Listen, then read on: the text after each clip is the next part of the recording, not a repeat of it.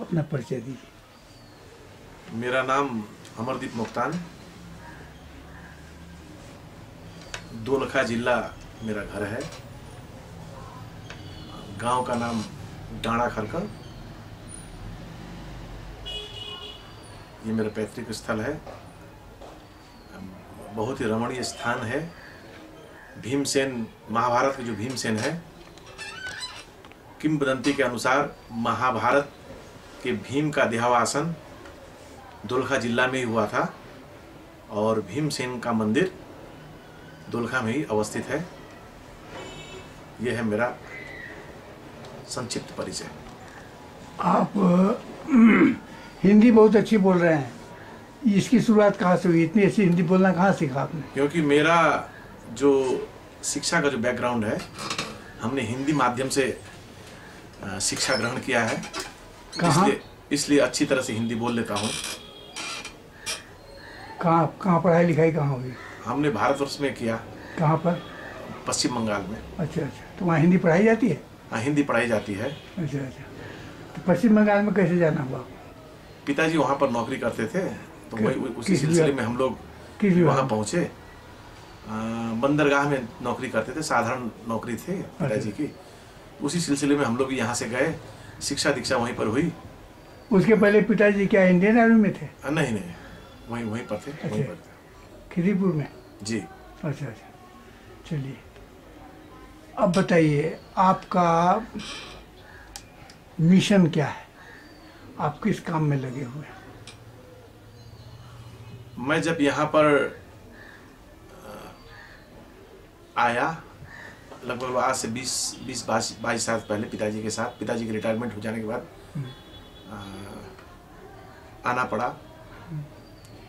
मेरी जो सोच थी, भारतवर्ष से जो मैं नेपाल को देखा करता था, नेपाल में आने पर अवस्था बिल्कुल भिन्न। जिस तरह हम लोग वहां पर एक नेपाली, मतलब एक माला में गुथे हुए नेपाली, विभिन्न जाति, विभिन्न धर्म, विभिन्न संप्रदाय के जो रहते थे, यहाँ पर आकर हमने क्या महसूस किया कि वो नेपाली और ये नेपाली में फर्क है। मैंने यहाँ पर क्या देखा, मैं एक तामांग जाति से बिलोंग करता हूँ। तामांग अर्थात बौद्धिस्ट धर्म के अनुयायी हैं। यहाँ पर बड़ी दयनीय स्थिति मैंने देखी। यहाँ पर धर्म के नाम पर भी उत्पीड़न, किसी प्रशासनिक सेवा में भी उत्पीड़न, कहीं भी जो तामांग लगायत की जनजाति, आदिवासी, इंडिजिनस पीपल की उपस्थिति हमने नहीं देखी। मुझे बहुत पीड़ा होती थी। हालांकि ये चीज़ की पीड़ा मैंने भारतवर्ष में महसूस किया था, क्योंकि वहाँ पर शाही वाणिज्य दूत है, नेपाली शाही वाणिज्य दूत। वहाँ पर कभी कभी कार्यक्रम के माध्यम से हम लोगों को जाना पड़ता था, तो हमने कभी भी वहाँ पर कोई भी कर्मचारी जनजाति, आदिवासी मूल को नहीं देखा था। उस समय मुझे पीड़ा होती थी, क्या बात है, क्यों? तो जब मैं नेपाल आया तो हमने क्या देखा, जिस नेपाल के बारे में जो हमने एक सुंदर सा कल्पना किया था, उसके विपरीत मैंने उसे यहाँ पर पाया। हमारे जो मित्र थे, जो हमारे साथ पढ़े भले, उन लोगों को भी वहाँ और यहाँ में बहुत अंतर पाया। उन्होंने अपने को उच्च जाति इस प्रकार के अपने को आभास देना शुरुआत किया। तो हमने विभिन्न देखा, लगभग अध्ययन के क्रम में हमने क्या देखा कि इस देश में जो भी चीज का निर्माण हुआ है, जो भी चीज यहाँ पर हम लोग देख रहे हैं, सब में षड्यंत्र है। तो वो षड्यंत्र क्या है कि इस देश के जो असली जो हकदार हैं, भूमिपुत्र हैं, उनको किसी तरह से भी उच्च पद पर आसीन होना, उन लोग अधिकार न देना, इस तरह की प्रवृत्ति को मैंने महसूस किया। अब नेपाली कांग्रेस देखा, एमाले देखा, बाद में माओवादी देखा, विभिन्न पार्टियों में हमने जो अपने तरीके से जो हमने अनुसंधान किया, तो हमने क्या पाया, किसी भी तरीके से, अब इसको अब आजकल को जो नेपाल में आम भाषा, जिसको ब्राह्मण नहीं बल्कि ब्राह्मणवाद से ग्रसित पाया। हम बोलते थे जो भी व्यक्ति कांग्रेस में, एमएलए, माओवादी में जो लगे हुए जनजाति आदिवासियों से, आप लोग क्यों मूर्खता कर रहे हैं? आप लोग क्यों नहीं सोच रहे हैं कि वास्तव में ये जो लोग हैं ये आप लोगों को वोट बैंक बना रही है? इससे आपको कल्याण होने वाला नहीं है। तो कालांतर में यही देखा गया। आज तक किसी भी बड़े राजनीतिक पद में जनजातियों को, आदिवासियों को उपेक्षित किया गया। आज यदि हम लोग देखें तो त्याग के मामले में, राजनीतिक ईमानदारी के मामले में जितनी निष्ठा और त्याग जनजातियों ने व्यक्त की है, ये जो ब्राह्मणवादी तत्व ने नहीं किया है। एक सेकंड यहाँ मैं थोड़ा इंटरप्ट करता हूँ। आप ब्राह्मणवाद करते हैं जी जब ब्राह्मण आप कहते हैं तब मधेश में भी बहुत संख्या में ब्राह्मण है जी लेकिन मधेश के सभी जातियों को एक ही शब्द में मान दिया मधेसी, जी है ना। इसलिए ब्राह्मणवाद जब कहते हैं तो इसमें मधेश के ब्राह्मणों का तो कोई इसमें हाथ पांव नहीं है, जो कि जो हालत आपकी है वो वही हालत उनकी भी है, जी है ना। इसलिए यहाँ की भाषा में यदि कहें, बाहुन यदि आप कहते हैं तो एक पर्टिकुलर हिल ब्राह्मण्स का वो द्योतक शब्द होता है। तो बाहुनवाद से ग्रसित ये देश है। मैं समझता हूँ ब्राह्मणवाद से ग्रसित देश ये नहीं है। बाहुन मीन्स हिल ब्राह्मण्स। मैं बता रहा हूँ, इसमें आपके जो मत से मैं मत भिन्नता जाहिर करता हूँ, क्योंकि मधेश में भी जो आंदोलन के चरण में हमने क्या देखा कि वास्तव में मधेश का मांग क्या था। मधेश के लोगों ने आंदोलन की जो ज्वाला, क्रांति किस लिए थे कि वहां पर जो मुसहर, डोम, चमार, जिनको अधिकार नहीं दिया गया, पहाड़ में पहाड़ी ब्राह्मणों ने एक छत्र राज्य स्थापित किया था। उसी तरह तराई में तो और मैं कहूंगा पहाड़ के ब्राह्मणों के अपेक्षा तराई के ब्राह्मणों ने ज्यादा राज्य का लाभ लिया। आप देखिएगा लगभग 7% जो आपको निजामती सेवा जो बोलते हैं सिविल सर्विस परीक्षा में 7% लगभग वहां के राजपूत, भूमिहार, ब्राह्मण, कायस्थ का बोलबाला है। जो बहुसंख्यक वर्ग जो है वहां पर, जैसे थारू, धनवार, कोचे, मेचे, ये अपर कास्ट जो यहाँ ट्राई का 4 अपर कास्ट गिने जाते हैं, ब्राह्मण, राजपूत, कायस्थ, भूमिहार, जी, ये 4 कास्ट जो गिने जाते हैं उन लोगों का रहा है 10% बहुत कम रहा है जी। इसलिए हम जब यूज करते हैं, मैं अपनी बात बता रहा हूँ कि आज के दिनों में अभी भी भले उनका जो भी प्रतिशत रहा हो नीचे लोगों का नहीं रहा हो, लेकिन आज तो एक ही शब्द से सबको बांधा गया। आज तक कोई मधेश का कोई प्रधानमंत्री तो मधेश का भी नहीं बना, जैसे जनजाति नहीं बने वैसे मधेश का भी कोई भी जात प्रधानमंत्री तो नहीं बना है ना। तो इस रूप में उनको एक मधेसी में बांधा हुआ है जी। आज की जो आप नेपाल की शासन व्यवस्था है और जो राजनीति है उसमें यदि देखेंगे तो हर बड़ी पार्टी है जो प्रमुख है वो ब्राह्मण, ये बाहुन है जी। वो चाहे सुशील कोइराला हो, कि चाहे झलनाथ खनाल हो, चाहे ये प्रचंड हो, चाहे सीपी मैनाली हो, और तो और अभी जो टूटा है माओवादी उसके नेता भी पंडित जी है जी, वो पोड़ेल है। ठीक। तो इस रूप में यदि कहेंगे नेपाल की पूरी सत्ता पर, ठीक है 2-4-5% तराई वालों ने लिया होगा लाभ उसका, लेकिन अभी भी तो छाए हुए वही हैं। ठीक। उसका कारण, एकमात्र कारण जो मैं समझता हूँ, आप फील करते हैं कि नहीं, कि यहाँ जो एक कुछ खास लोगों के घर में, बाहुन क्षेत्री के घर में जो भाषा बोली जाती है, बोली खस भाषा नहीं, बोली डायलेक्ट, उसको रातों रात राजा महेंद्र राजभाषा करना है।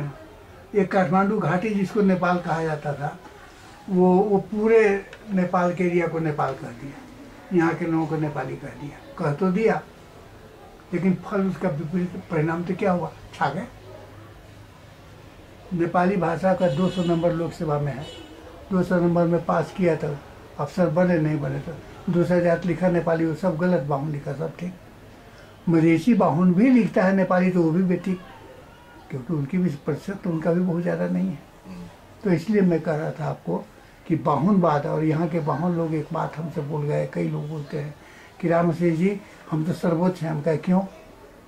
तो हमको लोग कहता है बाहुन माने आपके बाप हैं, हम आप मेरे पिताजी हैं, बाहुन माने पिता हैं, तो इसलिए हम अपने को तो नहीं कहते, लोग हमको कहता है बाहुन। चली गई हमें ना।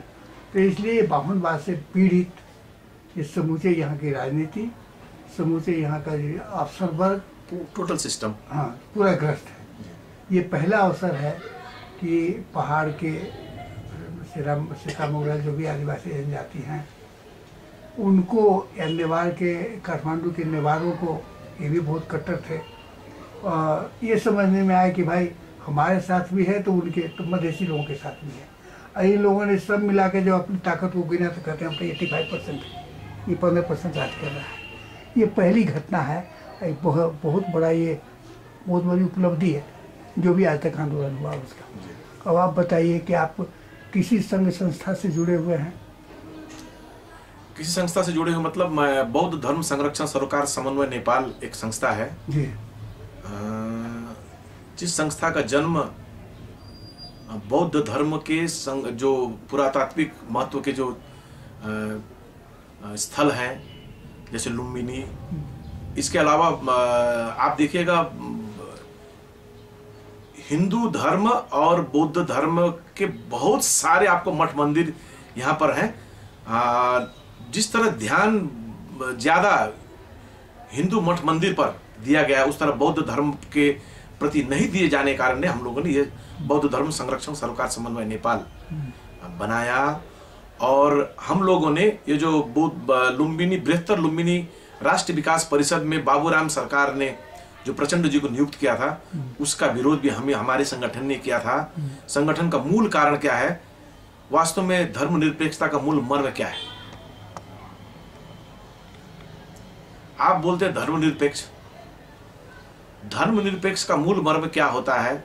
मेरे विचार से मैं जो उसकी व्याख्या जानता हूं, जो भी धर्मावलंबी नेपाल में बसोबास करते हैं सब लोग स्वतंत्रता पूर्वक, शांति पूर्वक अपने धर्म स्थल की सुरक्षा संरक्षण करने पाने की स्वतंत्रता होनी चाहिए। लेकिन यहां पर क्या देखा गया, गणतंत्र हो गया, धर्मनिरपेक्ष हो गया, लेकिन सिस्टम वही है। लुम्बिनी के जो संरक्षण और एवं संवर्धन का दायित्व किसे मिलना चाहिए था? बौद्ध धर्मावलंबी को मिलना चाहिए।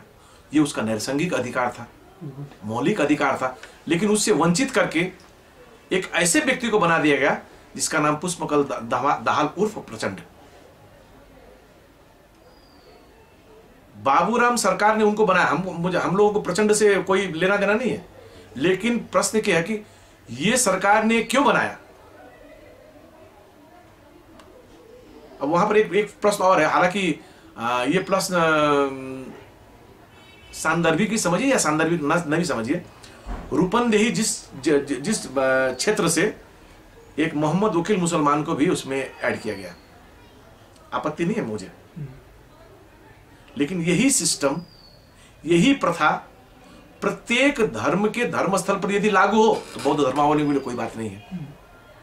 यहां पर क्या देखा गया, अब पशुपतिनाथ के सर्वोच्च पद पर कोई बौद्ध धर्मावलंबी, कोई इस्लाम धर्मावलंबी जा नहीं सकता, लेकिन बौद्ध धर्म को जो लुम्बिनी पर आपको अध्यक्ष बनाकर किसको भेजा गया? ब्राह्मण जी को भेजा गया। वो ब्राह्मण भी कौन? जिसके ऊपर में लगभग 17,000 कत्लेआम करने का, मैं तो नरसंहार कहता हूं, नरसंहार वाले जो छाप पड़े हुए व्यक्ति प्रचंड को वहां पर स्थापित किया गया। इसे मैं कहता हूं धर्मनिरपेक्षता की धज्जी उड़ना। हमने उसका भी विरोध किया था। अब यही संगठन से अभी मैं खासकर जुड़ा हुआ हूं और लगभग अब सामाजिक कार्य में अब जहां भी नेपाली जनमानस के प्रति जो कोई अन्याय होता है वहां तो मैं जाता ही हूँ एक नेपाली के नाते, लेकिन अब फिलहाल मैं बौद्ध धर्म संरक्षण सरोकार समन्वय नेपाल से जुड़ा हुआ हूँ। इसके किस पद पर, किसी पद पर है? पद मतलब मैं सेंट्रल कमेटी मेंबर हूँ और प्रवक्ता भी हूँ। कितने लोग आपसे जुड़े, आपके इस संस्था से जुड़ गए हैं? करीब संस्था से तो बहुत संगठन जुड़े हुए हैं, लगभग अभी तक तो हमारे पास में आंकड़े आए लगभग 70-80 से 100 संस्था लगभग जो बौद्ध धर्मावलंबी संस्था है, वो सब लोग यहाँ पे हम लोगों से जुड़े हुए हैं। एक विशाल नेटवर्क है। अब हम लोग खासकर बौद्ध धर्म स्थल, बौद्ध धर्मावलंबी के संरक्षण संवर्धन के लिए विशुद्ध रूप से बना हुआ ये संस्था। मैं दूसरी बात कह रहा हूँ, मैं भी, मुझसे भी कई बार इंटरव्यू में पूछा है लोगों ने, मैंने भी जवाब दिया है कि एक तो कम्युनिस्ट जिनको धर्म से कोई लेना देना नहीं, विश्वविख्यात है। उसमें भी माओवादी कम्युनिस्ट, उनको क्या लेना देना। उसमें भी ब्राह्मण पुत्र कम्युनिस्ट, फिर भी उनको बुद्ध धर्म के इतने बड़े संस्थान से जोड़ देना, ये कितना बड़ा जी। ये तो सरासर ये बुद्धिहीनता है कि साजिश है, क्या समझते हैं? देखिए, बुद्धिहीनता मैंने कहूँगा, मैंने फिर आपको कहा था ना, आप कुछ अपभ्रंश हो गया। मान लीजिए आपने मैंने ब्राह्मणवाद कहा, आपने बाहुनवाद कहा। ये बाहुनवाद का एक अंश है, इसको मैं देखता हूँ, इस दृष्टि से देखता हूँ। आखिर में आप क्यों अतिक्रमण कर रहे हैं भाई किसी के धर्म को? आप धर्मनिरपेक्षता भी बनाने वाले आप ही बोलते हैं, आप ही मसीहा हैं, और धर्मनिरपेक्षता धज्जी भी आप ही उड़ा रहे हैं। और 17,000 आप ही कह रहे हैं, 17,000 आप ही ने कत्ल किया है। अब रहा सम्राट अशोक बनने की बात, बहुत जगह वो प्रसंग चला है कि मैं सम्राट अशोक बनना चाहता हूँ। उनको ये याद होना चाहिए, इतिहास के कालखंड के बारे में ये जानकारी होनी चाहिए कि सम्राट अशोक जब बौद्ध धर्मावलंबी हुए तो उनका चरित्र कैसा बना था। 19.5 करोड़ के घर में लाजिमपाट में रहते हैं, आलीशान गाड़ी उनको चाहिए। जब उन्हें सदन पर जब उन्हें प्रवेश किया था, मुझे मेरे वो दृश्य मानस पटल पर घूम रहा है, छाई रंग की जो हाफ शर्ट, जो सफारी शर्ट पहने हुए थे, आज उनको कोट टाई पसंद है। वो व्यक्ति का सम्राट अशोक बनेंगे? उनको नेपाल के बौद्ध धर्मावलंबी क्या बोलते हैं विश्वास करेंगे? सम्राट अशोक बनने कोई लक्षण है? उनके सुपुत्र का कोई लक्षण है? सम्राट अशोक ने अपने पुत्र को धर्म क्या बोलते हैं प्रचार करने के लिए भेजा, भिक्षु बना करके भेजा। आज जो भी भारत विश्व में जो धर्म का प्रचार हुआ, सम्राट अशोक के सुपुत्र का देन है, इनके सुपुत्र का देन है। तो ऐसे व्यक्तियों को बौद्ध धर्मावलंबी क्यों स्वीकार करें? इसलिए हम लोगों ने क्या कहा, तुरंत इनको वहां से हटाना चाहिए। ये हम लोगों ने चेतावनी उनको दिया है। हो सकता है कि अभी वो पद पर हैं, हो सकता है कि माओवादी सरकार अभी है, उनकी शक्ति है। अच्छा, एक बात बताइए, वो उसके नाम पर, उसके वो लुम्बिनी विकास के नाम पर जो सुना कि चाइनीज वो पूंजी आ रही है, क्या है ये? हम लोग क्या सच्चाई क्या है? अब यहाँ तो देखिए बड़ा रहस्य का बात, एपेक नामक एक संगठन है, जो संगठन के माध्यम से अचानक ये जो मैंने आया समाचार पत्र में, ये शायद कोई हांगकांग या सिंगापुर में इसका ऑफिस है, ऐसा सुनने में आया समाचार पत्र में था, और मुझे एग्जैक्ट उसके बारे में कुछ पता नहीं है।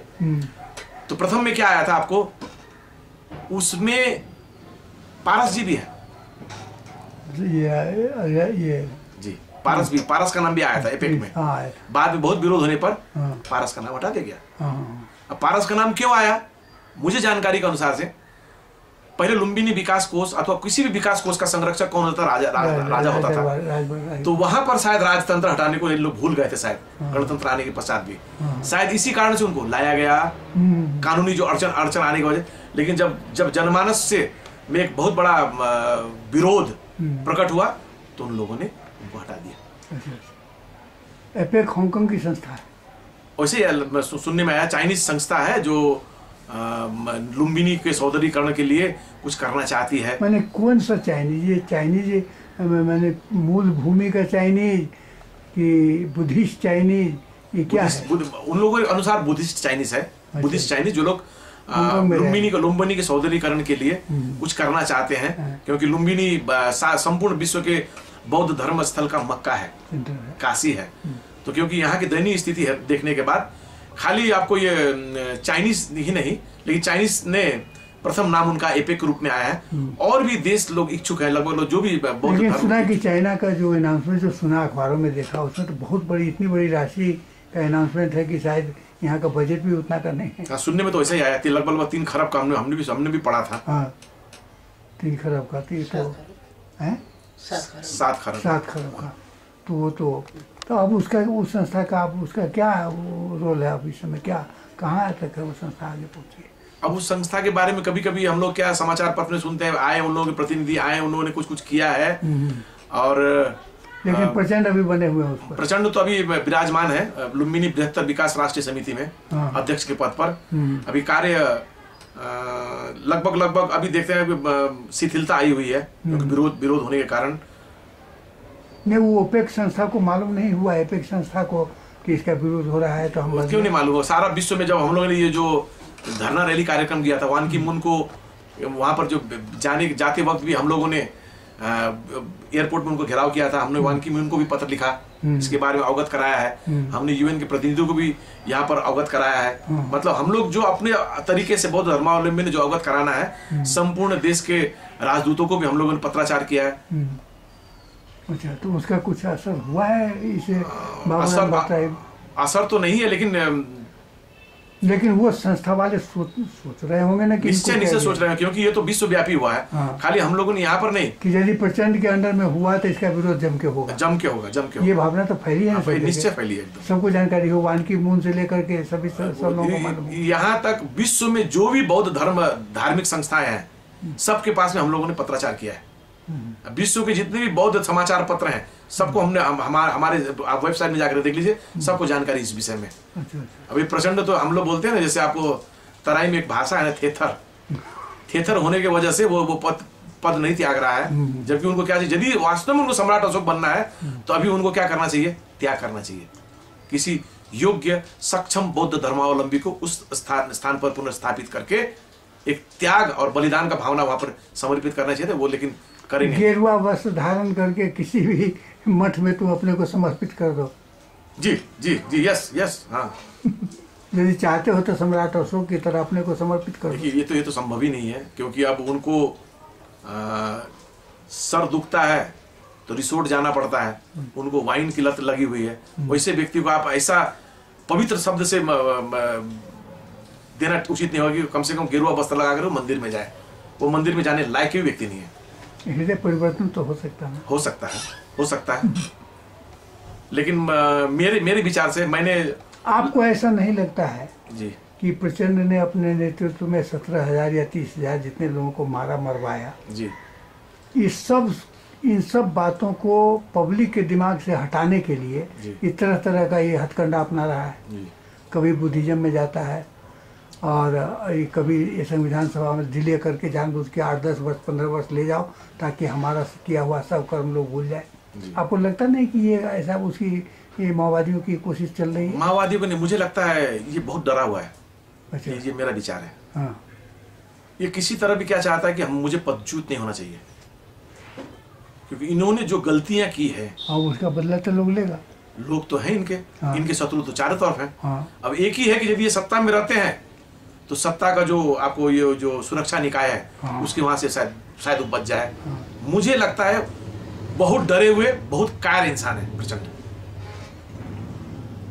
नहीं, ये भी नहीं लगता एक प्रयास की पब्लिक के दिमाग से भी बात हट जाए कि हमने क्या किया, कुछ दिन में लोग भूल जाए। कैसे भूलेंगे? देखिए ना, कैसे भूलेंगे? गलती पर गलती कैसे भूलेंगे? आपको मैं बता दूं, जैसे ये जो प्रचंड, कल को ही मैंने देखा था जो वैद्य जी का जो स्टेटमेंट वगैरह देख रहे थे, उन लोगों का इंटरव्यू हमने देखा। आर्थिक अपारदर्शिता, उन लोगों ने कुछ पॉइंट्स दिए थे। जैसे हम लोग पहले जो मंत्री हुए, जो हम लोग आपको इसमें क्या नाम है, अंतरिम विधायिका में हम लोग जो मंत्री हुए थे, हम लोग इतने रुपए की दर से हम लोग उठाते थे लेवी। उसके बाद में जो हमारा जनसेना वहां पर रहता था, प्रत्येक जनसेना से ये पैसे का कोई हिसाब किताब कहाँ है? इसके अलावा आपको मैं एक महत्वपूर्ण बात बताऊं, हालांकि ये प्रश्न कोई भी राजनीतिक नेता नहीं करता यहाँ पर। ये जो 10 वर्ष लूट जो हुआ, उसके में जो पैसा आया, मेरा कहने का मतलब क्या है कि यदि आप इस राष्ट्र के, अब तो यहाँ के राष्ट्र के प्रमुख है भाई, आप लोग सत्तासीन है, आपको कर्तव्य नहीं है कि कम से कम जो आपने किया पारदर्शी तरीके से देखिए। हमने जनयुद्ध में